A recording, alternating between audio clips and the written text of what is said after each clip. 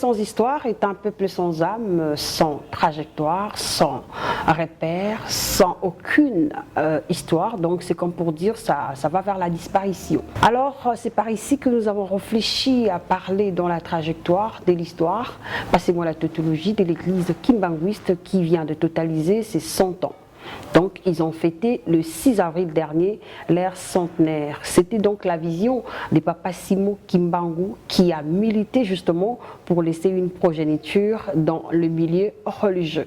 Alors, avant toutefois de recevoir notre invité, qui est donc le petit-fils de Papa Simo Kimbangu, il est donc de la généalogie de Papa Charles Kisolo Kele. Avant tout, prenons le portrait de Papa Simo Kimbangu qui a milité justement pour laisser une histoire dans l'homme noir. Suivez, à tout à l'heure.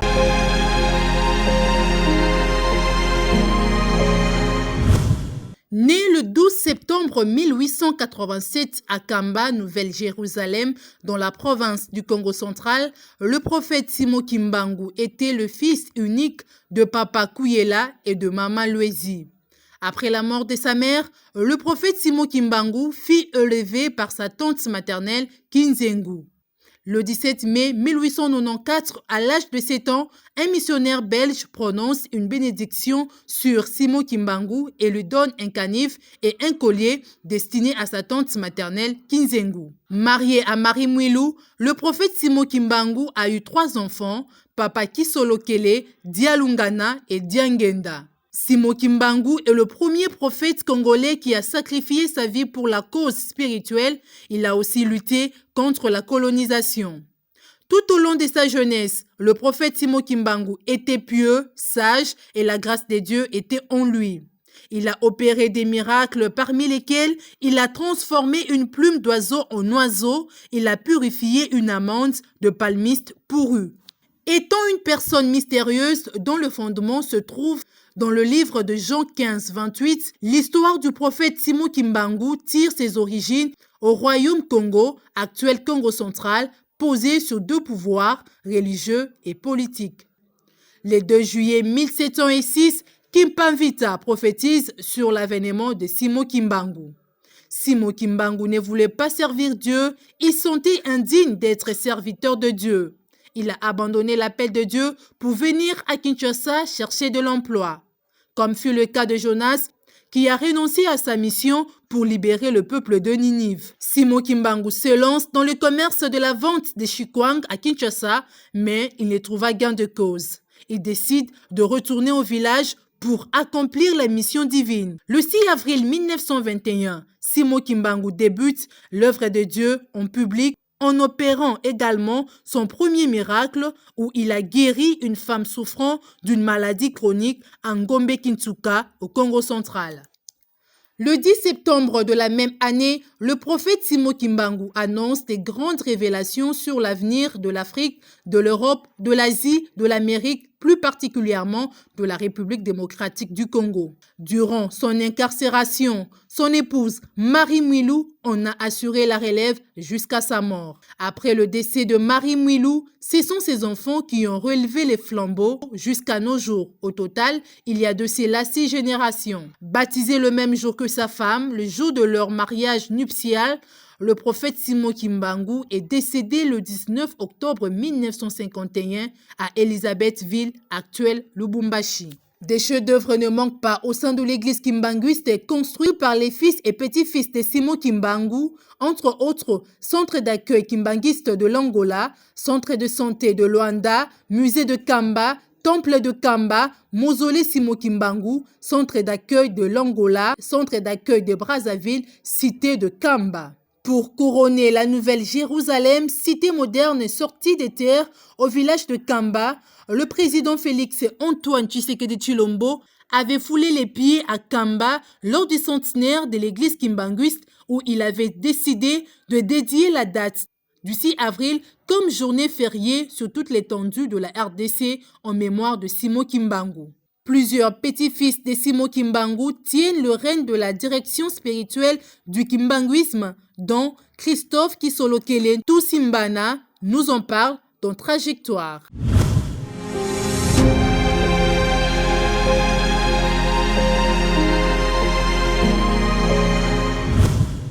une histoire, une genèse, comme on dit dans cette émission Trajectoire, on a toujours besoin des grandes personnalités qui font quelque chose justement pour léguer à une progéniture une histoire. Voilà au moins l'exemple de Simon Kimbangu qui n'est plus, voilà, avec maman Marie Mouilou qui ne sont plus en vie, mais sinon ils sont représentés jusqu'à nos jours. C'est une fierté pour, n'est-ce pas, la généalogie et pourquoi pas la République démocratique du Congo et le monde entier en général. Alors c'est un plaisir pour moi de recevoir pour vous Papa Christophe Kisolokele Tousimbana. C'est comme l'union fait la force, donc le fils des papas Charles Kisolokele. Bonjour, bienvenue dans cette émission. Bonjour maman. Comment allez-vous? Je vais bien, merci. Fier de vous recevoir dans cette émission Trajectoire, vu l'histoire de votre pépé. C'est notre grand-père, c'est notre pépé. Très intéressant. Parlons du centenaire. Alors, quel a été d'abord votre plaisir par rapport aux 100 ans que vous avez y accomplir, en dehors des 100 ans des papas Kisolokele, papa Dialungana et papa Diangenda, voilà. 100 ans, c'est un siècle et en même temps c'est beaucoup, en même temps c'est peu. C'est beaucoup pour nous qui sommes vivants, pour nous qui ne sommes pas éternels, mais pour le message, parce que le message est éternel, pour le message c'est encore jeune. Mais pour nous, 100 ans, pour nous vivants, c'est beaucoup. Et je pense que la grandeur, ce qui fait de la particularité de ce message, c'est que 100 ans plus tard, nous sommes en train de parler de ça. D'ailleurs, dans l'émission, tout à fait, on parle du centenaire, donc ça veut dire que c'est un message assez fort qui a été assez fort pour tenir pendant un siècle. Et qu'aujourd'hui, quand on parle comme ça, encore vivant, c'est ça le miracle et c'est ça le plaisir. Au moment où nous avons diffusé le portrait de votre grand pépé, si vous voulez pépé, quel a été votre plaisir ou qu'est-ce que vous sentez que vous puissiez encore accomplir en dehors de ce que lui n'a pas fait? Papa Simon Kimbangu a tracé un chemin. Il a tracé un chemin, il nous a donné des repères.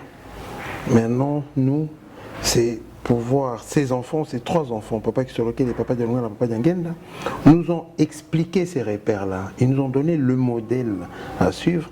Et nous, maintenant, nous sommes censés être la génération de l'accomplissement. Tout à fait. Voilà, donc c'est comme ça qu'on voit la chose. Nous, on doit réaliser le chemin qui a été balisé par papa Simon Kimbangu, qui a été expliqué ou a été qui a été explicité par ces trois fils. Et nous sommes censés, cette génération-là, réaliser toutes ces promesses, toute cette formation, tout ce chemin qu'on nous a montré à suivre. Centenaire Covid-19, comment aviez-vous fêté centenaire avec cette pandémie qui en fait est en train de ravager le monde entier? Quelles sont les difficultés que vous avez y rencontrées dans les coulisses qui sont non signalées? Le fait qu'il faut respecter les gestes barrières. Nous sommes une communauté chrétienne, une communauté religieuse, et que nous sommes appelés à être souvent ensemble, en contact très proche. Donc ça a été une grosse difficulté pour nous, pour contenir tout ce monde-là. Et puis, on essaie de se battre pour que les gens respectent les gestes barrières. Ça a été ça peut-être la plus grosse difficulté par rapport à la pandémie. Tout à fait. Et en même temps, la pandémie nous sert de tremplin, en fait, dans notre quête d'élévation spirituelle. Pourquoi? Parce qu'on le prend comme une épreuve. Et on se dit, il faut se battre, il faut prier, il faut demander, il faut se lever spirituellement pour aller chercher justement la fin de cette pandémie-là, se battre pour ça. Donc en même temps, ça a été un moteur, ça a été comme du carburant pour nous pousser à aller plus loin dans nos prières, dans nos retraites, pour essayer d'aller chercher vraiment le visage de Dieu, okay, pour qu'on puisse justement terminer un peu avec cette pandémie qui n'a que assez duré. Papa Simon Kimbangu fut parmi les premières personnes ou les premiers combattants qui ont eu à militer pour la libération de l'homme noir. Est-ce que vous serez capable de rendre ou alors de pouvoir continuer ce combat ou alors de pouvoir mieux faire en dehors de ce que lui il a eu à accomplir étant que petit-fils? Mieux faire par rapport à ce qu'il a accompli. Comme on a toujours dit, on peut mieux faire que nos pères. Oui, mais on va le faire, c'est différent. L'époque est différente, les conditions sont différentes, et même ce que nous mettons en place, c'est différent parce que Papa Simon Kimbangu n'a pas laissé une église formelle. Papa Simon Kimbangu a laissé un mouvement, mais le mouvement s'est mué en église. Et aujourd'hui, quand on parle de l'église, on regarde la grande église kimbanguiste. Partout où elle est, elle construit des écoles, on construit des hôpitaux, on construit des églises, on construit des maisons, on construit... Il y a plein de projets que l'église a réalisés sur fonds propres. Donc, c'est un modèle, c'est un exemple de ce que déjà les 3 enfants de Papa Simon Kimbangu ont pu réaliser après leur père. Et maintenant, nous aussi, nous essayons de travailler toujours dans le même sens pour essayer de développer encore plus en se disant que nous aussi, en termes de transmission, il faut que nous arrivions à transmettre quelque chose de palpable, quelque chose de bien qui va faire que nos noms restent éternels.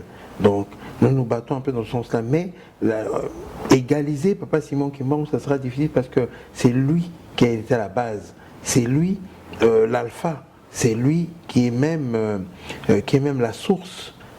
La source dans laquelle nous nous abreuvons. Donc c'est difficile qu'on puisse faire mieux que lui, mais je pense qu'en termes organisationnels, Papa Simon Kimbangu n'avait pas laissé une église, mais aujourd'hui, on regarde ce que l'église est devenue. Voilà, c'est son émanation, mais ce sont nos réalisations. Donc on a quand même fait quelque chose, on laisse déjà une trace. Mais par son émanation, quand vous venez d'épingler tout à l'heure, moi je suis en train de voir la vision de Papa Simon Kimbangu. Est-ce que vous avez eu quand même le temps de comprendre la vraie vision de Papa Simon Kimbangu, ou alors, si vous voulez, sa mission sur la terre?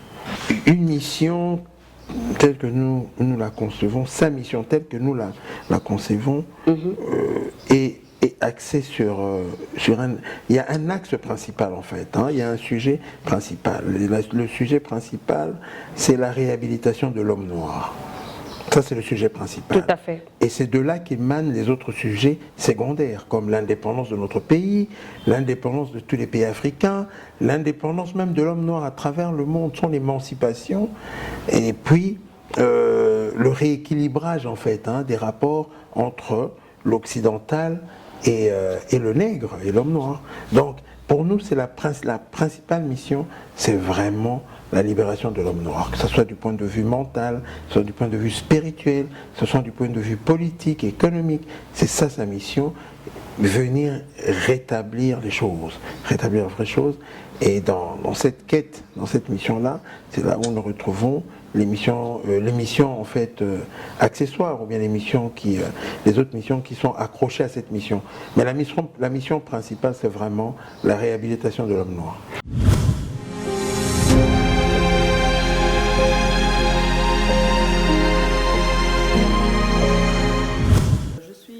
Kisoloke Lengete Madeka. Je suis l'arrière-petite-fille du prophète Simon Kimbangu. Et il m'a été demandé de parler de mon arrière-grand-père. Et en fait, ce qui me rend fière de mon aïeul, parce que je peux le dire comme ça, c'est en fait son combat. C'est un homme qui je considère comme un mythe. Ça reste quelqu'un qui a porté en fait la voix du noir dans une période, dans une époque où les noirs étaient considérés comme des sous-hommes. Et cet homme, par son courage, par son abnégation, par sa volonté, également muni également parce qu'il était en fait inspiré, c'est une inspiration de Dieu, parce que les non-kimbanguistes le considèrent comme prophète, mais nous, en tant que kimbanguistes, on le considère comme notre Dieu. Et c'est en fait son combat en termes politiques, parce que le combat de Papa Simon Kimbangu, ce n'est pas seulement un combat politique, il a diverses dimensions. C'est un combat politique, un combat culturel, un combat social, et même un combat économique, parce qu'aujourd'hui, on recherche une indépendance économique pour nous et pour notre pays, et même en termes d'éducation, comme je parle de la culture, c'est l'éducation, savoir la place de l'homme noir dans la sphère mondiale, et c'est son combat justement qui me stimule, qui me fait penser, et qui me donne le courage de me dire chaque matin que moi également, dans la moindre mesure, dans ma petite sphère de compétences, j'ai également le devoir de participer au développement et à l'essor de mon pays.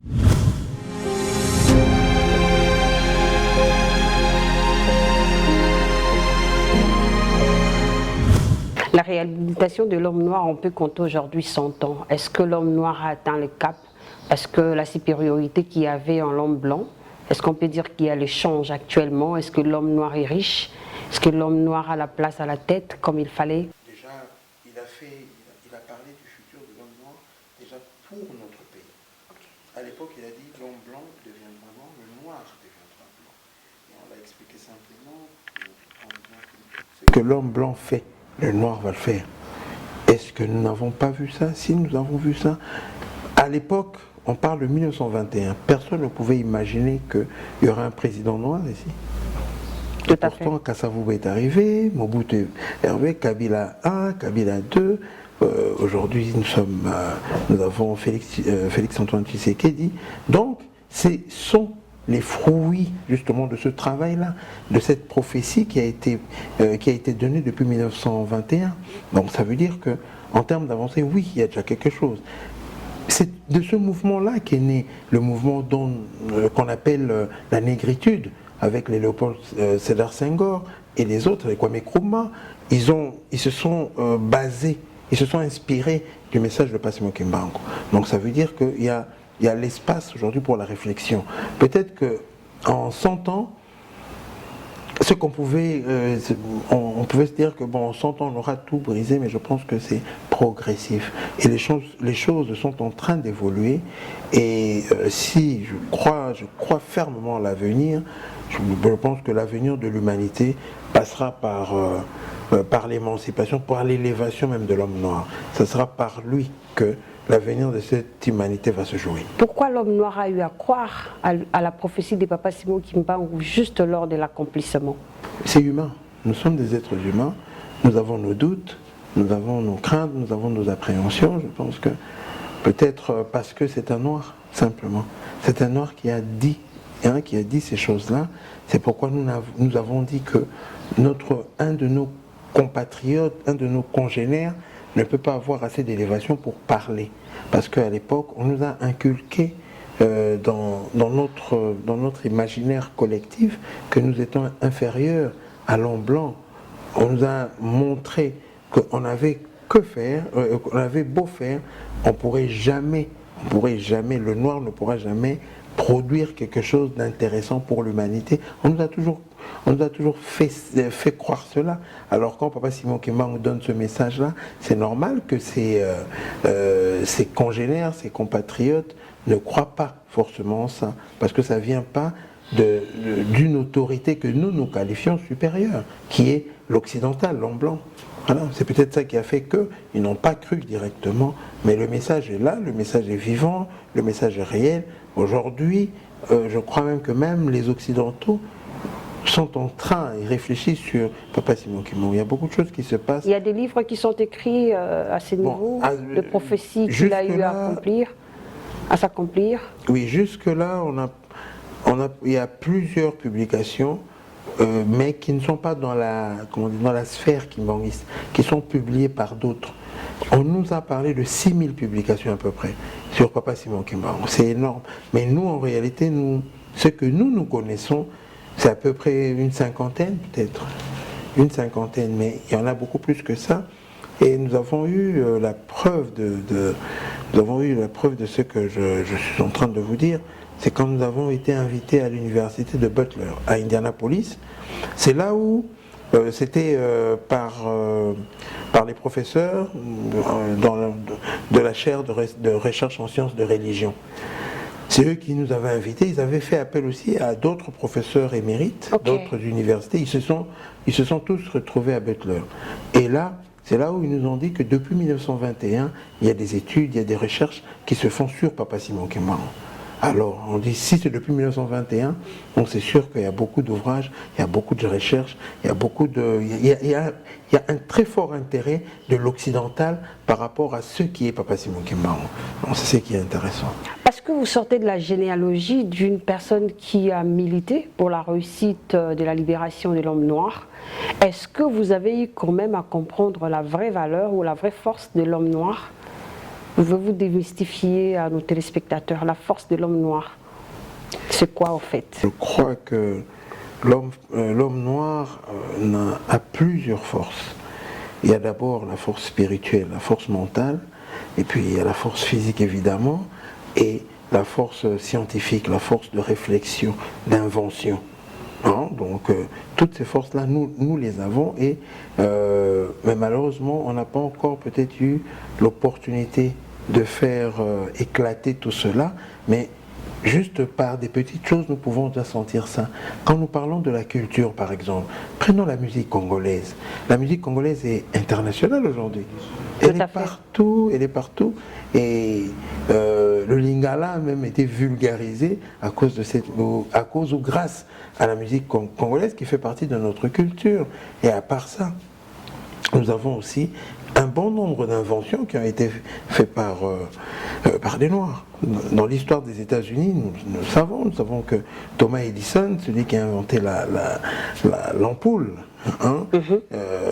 Thomas Edison s'est inspiré justement de l'invention d'un Noir. Il y a des livres sur ça. Donc il y a une force, il y a des potentialités dans l'homme noir.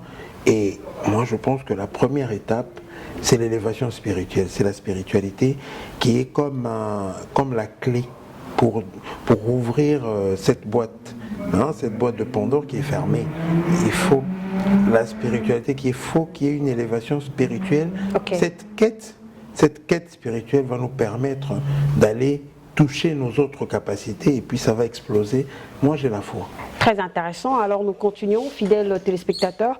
Je reçois pour vous Papa Christophe Kisolokele Tousimbana, qui est donc le petit-fils de Papa Simon Kimbangu. Donc il est le fils de Papa Charles Kisolokele. Nous allons prendre quelques témoignages que bon nombre de personnes ont de Papa Simon Kimbangu, parce que bon, la génération future a besoin de repères justement pour se relever. Suivez.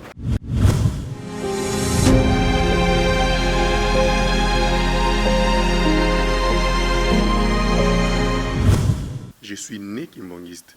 Mes parents étaient des kimbongistes et déjà j'ai appris le kimbangisme dès le bas âge. J'ai commencé à suivre Papa Simon Kimbangu à partir de ses prophéties. J'ai commencé à lire ses prophéties. Déjà quand il a dit l'homme blanc deviendra noir, l'homme noir deviendra blanc, parce que je n'ai pas vécu au temps de Papa Simon Kimbangu, mais j'ai appris sa philosophie, j'ai appris ses enseignements. Naza na kimbangise depuis kobota manangai, parce que dans les bota nangai tozali 7, mais naza le seul oyo maman a conduit nga na nzela église kimbangiste. Naza qui baptisé depuis 1981, donc jusqu'à présent je suis kimbangiste. Premièrement, il y a kota la témoignage pour na kombo ya Papa Simon Kimbangu. Tant on a zalé kaki mbangisi mwana muke kokende kozonga, mais et ko sala ke tant on a kouli na 81 na zui baptême na bongolo na butu na kaka ya kola la pona kola mukatongo nango na moni en personne yembo ko Papa Simon Kimbangu ye ko yebisanga ke non na sepeli nzela o ibongi pona yo yango yo biso to botami famille kimbangiste banda na botamaki ti na komi na ajo nazalaka kimbangiste, mais eloko moko kaka na kopesa comme témoignage oya Papa Simon Kimbangu ezali ete tokenda pe ba retraite ba colonie de vacances, parce que papa diangé na moto azali ko mema biso na ba azali kotinda biso na ba colonie de vacances to mona makambo ebele oyo ezali ke ba vision ezali na moi Papa Simon Kimbangu aye na parce to ke ba retraite ba colonie de vacances ezali ke na ba tongo na ba pisi no maté après bokoti na bazamba na bazamba bokosala na ba à partir ba 12h ti bosa 17h bosa ko bondela kaka na moment bosa ko bondela ba vision ezalaki ta muso mona Papa Simon Kimbangu aye ko visiter bino aye wana sur place to sai ko mona ye.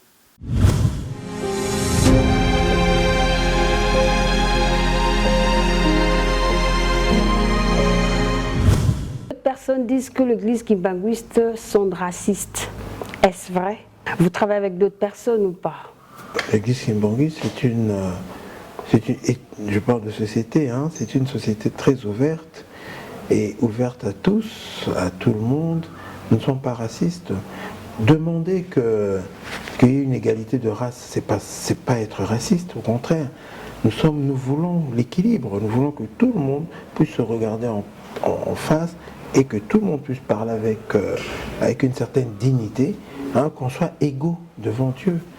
Nous prônons ça, nous ne sommes pas racistes, nous ne rejetons pas les autres races, mais c'est l'homme noir qui est aujourd'hui au fond du puits, c'est l'homme noir que nous voulons relever pour qu'il arrive au même niveau que toutes les autres races, pour qu'il puisse travailler dans la paix, dans la concorde. Sinon, s'il y a inégalité, ça sera toujours une preuve de force, ils vont toujours nous écraser.